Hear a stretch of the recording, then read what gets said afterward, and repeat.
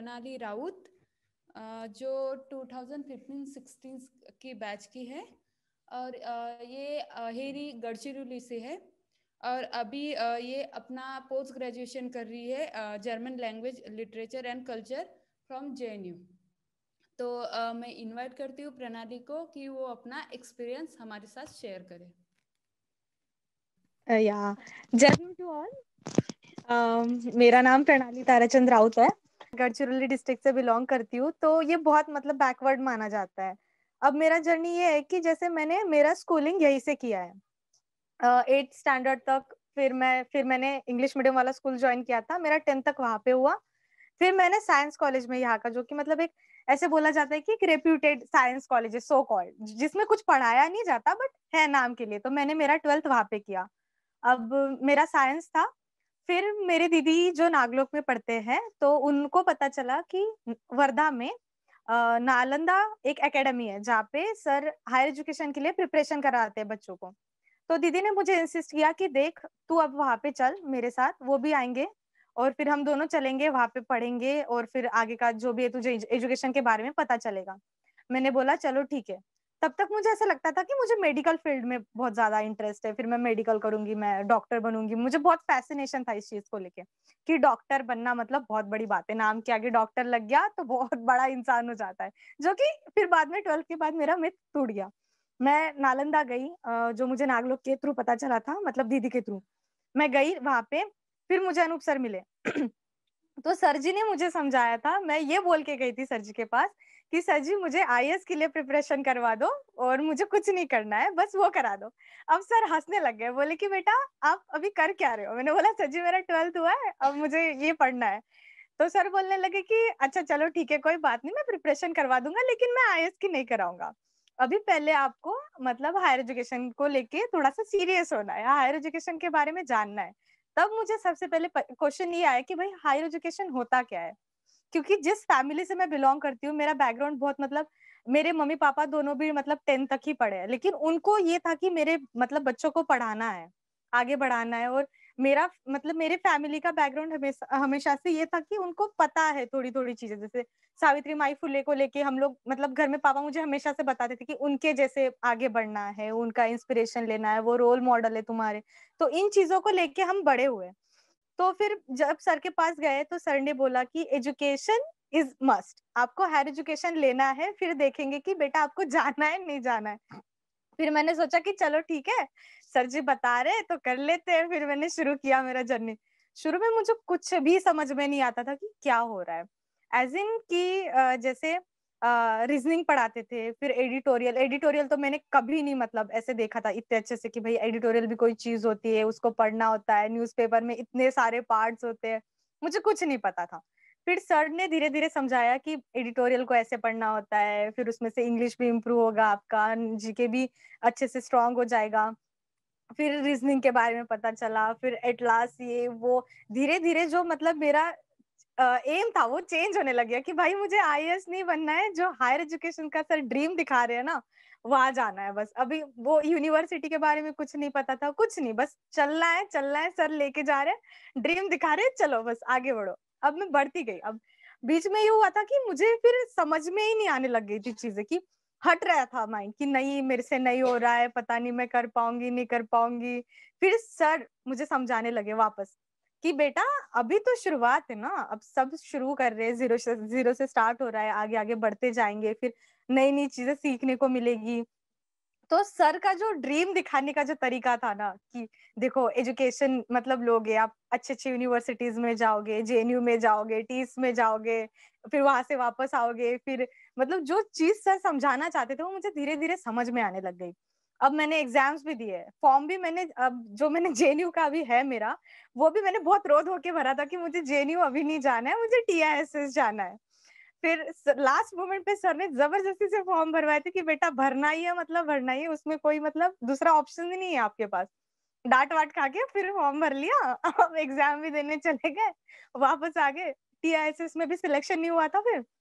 तो फिर मैंने सोचा कि एक और साल रिपीट कर लेते हैं नालंदा में, कोई बात नहीं, और फिर अच्छे से TISS में चले जाएंगे। फिर अचानक से कहीं से पता चलता है कि मेरा रिजल्ट आ गया, मेरा सिलेक्शन हो गया है जेएनयू में और मुझे ही नहीं पता, सब खुश है, मैं रो रही हूँ कि मुझे नहीं जाना है।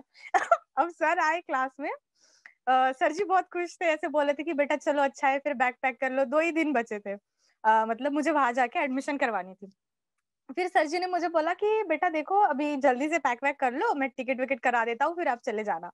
मेरा तो पूरा दिन चला गया कि नहीं, नहीं, नहीं, नहीं, लेकिन जिस तरीके से सर जी ने मुझे मोटिवेट किया और मुझे फिर से ड्रीम एकदम ऐसे एकदम जो होता है ना कि देखो जेएनयू, फिर वहाँ जाओगे, वहाँ पे इतने सारे अलग-अलग जगह से लोग आते हैं, पढ़ते हैं, आप भी जाओगे, आपके एरिया से कोई भी नहीं गया है बेटा, बहुत बड़ी यूनिवर्सिटी है।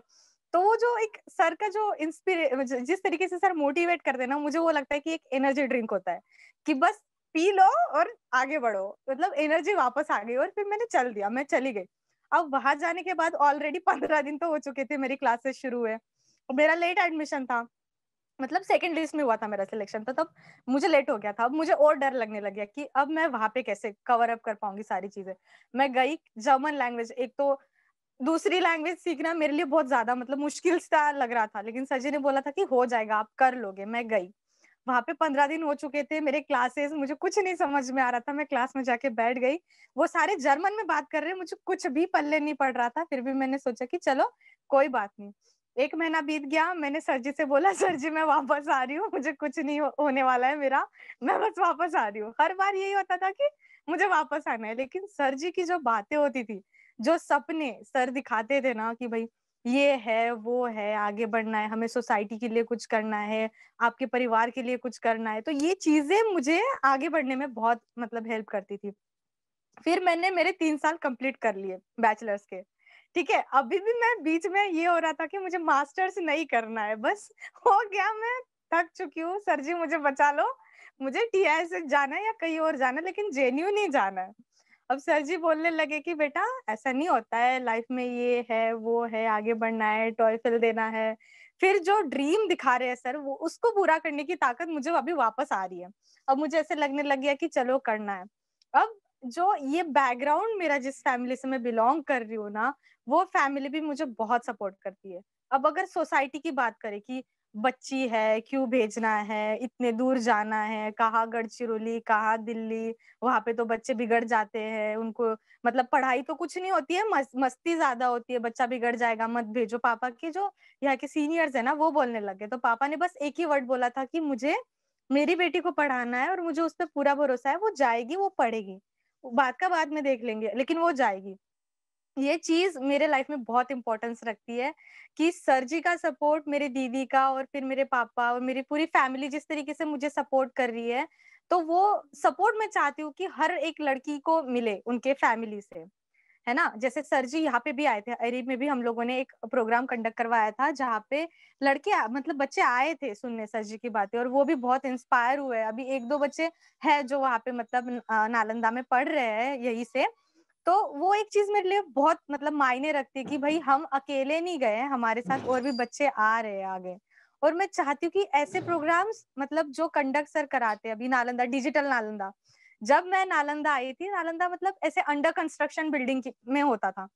तो मुझे ऐसे लगता था कि भाई मतलब हम लोग यहाँ पे पढ़ रहे हैं, आज नालंदा का जिस तरीके से रिनोवेशन हुआ है, इतना मतलब बहुत प्राउड फील होता है कि नालंदा ग्रो कर रहा है।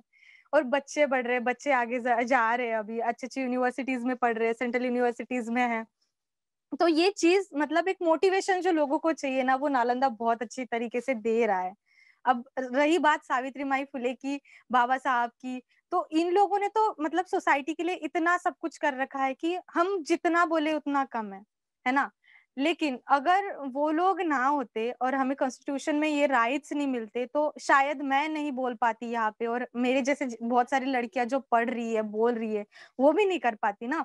तो उन चीज़ का जो मतलब उन्होंने जो हम लोगों तक दिया है ना आज तक का उनका जो भी कंट्रीब्यूशन रहा है सोसाइटी के लिए, इक्वालिटी, एजुकेशन तो मस्ट है ना।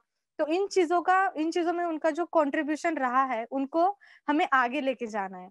सिर्फ हमें उनका मतलब वो जो होता है ना कि मूर्ति या फिर उनकी फ़ोटो, उनका वो देख के नहीं, हमें उनको उनके जो विचार है, उनको आगे लेके जाना है। जो नालंदा कर रहा है और वो मतलब एक हमारी सोसाइटी के लिए बहुत बड़ी बात है। और ये सारी चीजें ऐसे ही चलती रहे तो मतलब कहाँ से कहाँ जो गैप जो है, इक्वालिटी जो जिसकी बात हम करते हैं वो आ जाएगी, है ना।